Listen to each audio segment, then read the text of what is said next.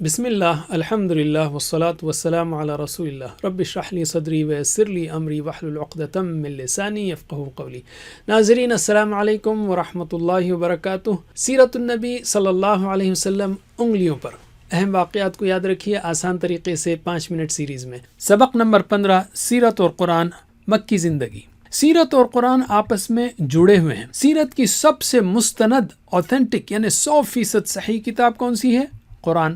سیرت میں واقعات ملتے ہیں، قرآن میں لوگوں کے خیالات اور نیتوں کا ذکر بھی ملتا ہے۔ قرآن کریم رسول اللہ صلی اللہ علیہ وسلم کی نبوت کے مختلف پہلو بیان کرتا ہے، مثلا یہ کہ آپ رحمت للعالمین ہیں، آپ فرشتہ نہیں، آپ پر مختلف طریقوں سے وحی کی جاتی ہے وغیرہ۔ سیرت میں لوگوں کا اس وقت کا حال ملتا ہے، مگر قرآن ان کے انجام کی پہلے ہی خبر دے دیتا ہے کہ دنیا میں کیا ہوگا اور آخرت میں کیا، اور قرآن کا بیان معجزانہ ہے، کوئی کتاب مقابلہ نہیں کر سکتی۔ اصل وجہ کیا تھی؟ مسلمانوں کو کشمکش، تکالیف اور جو چیلنجز تھے مکے میں وہ کیوں تھے؟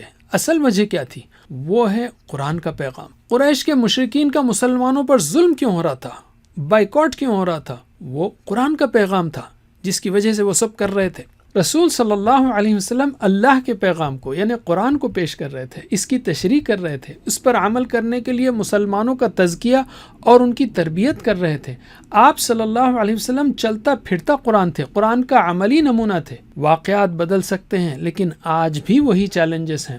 قرآن ہر وقت کے لیے ہے، اس لیے اصل زور پیغام پر ہے اور چیلنجز کے جوابات پر ہے۔ تو تصور کیجئے مومنین اور مخالفین کی ان اوقات اور کیفیات کو جو روزانہ کی خاص و عام مجلسوں میں ہوتی ہوں گی، اٹھتے بیٹھتے سوتے جاگتے ذہنوں میں جو خیالات آتے ہوں گے۔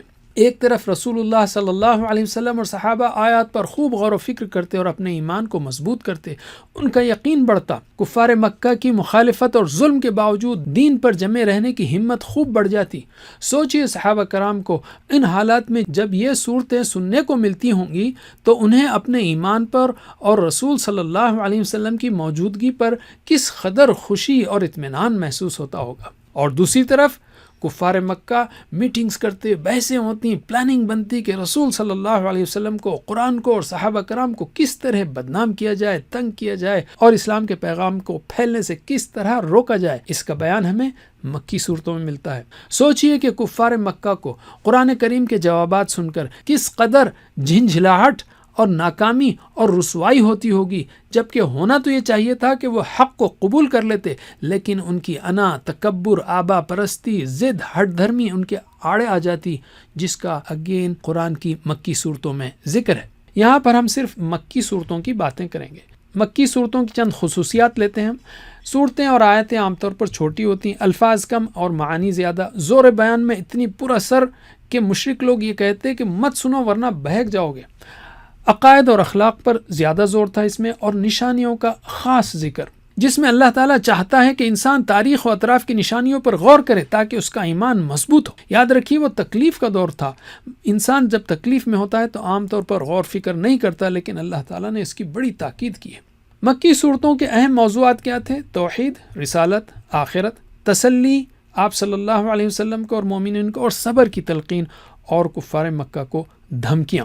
مشرکین مکہ کے شرک کے چند نمونے ہیں، جیسے وہ ذات میں شرک کرتے تھے، اللہ کے لیے بیٹیاں قرار دیتے تھے، صفات میں شرک کرتے تھے، کہتے کہ بت ان کی بات سنتے ہیں، ان کی ضرورتیں پوری کرتے ہیں، حقوق میں شرک کرتے تھے، بتوں کے آگے جھکتے عبادت کرتے، اختیارات میں شرک کرتے تھے، انہیں کھانے وغیرہ میں حلال و حرام کی انہوں نے خود سے پابندیاں بنا لی تھی۔ تو اللہ تعالیٰ نے اس میں توحید پر دلائل دیے ہیں قرآن کے ذریعے مسلسل طرح طرح سے۔ مثلا اللہ نے دنیا کی ہر چیز پیدا کی، ساری دنیا کا انتظام اسی کا ہے، ہر چیز اسی کی محتاج ہے، اور انسانی فطرت ہے کہ مصیبت میں اسی کو پکارتا ہے، اور اس ساری کائنات میں ربط ہے، مثلا سورج کا فاصلہ اور روشنی ایسی ہے کہ زمین پر زندگی ممکن ہو سکے وغیرہ۔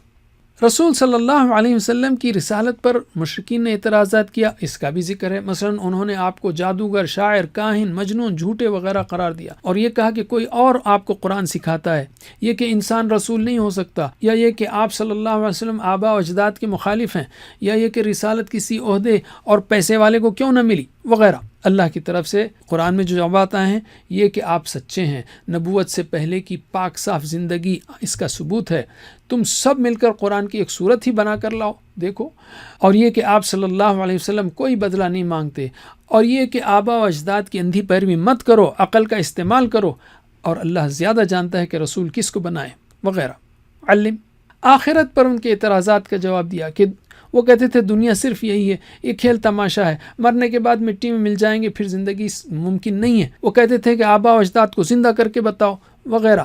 اللہ تعالیٰ نے آخرت کی دلیلیں دی، فرمایا ہر چیز مقصد کے تحت پیدا کی گئی ہے، وہ کامل صفات کا مالک ہے، اس میں کوئی نقص نہیں، وہ بے مقصد چیز نہیں کرے گا، اتنی بڑی کائنات کو پیدا کرنے والا ہر چیز پر قادر ہے، ایک بار پیدا کر سکتا ہے تو دوسری بار تو آسان ہے، ہر بارش میں مردہ زمین کو زندہ کرتا ہے وغیرہ۔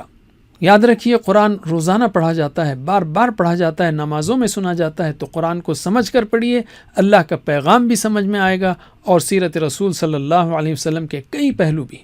جزاکم اللہ خیر، کوئز کرنا مت بھولیے۔ والسلام علیکم ورحمۃ اللہ۔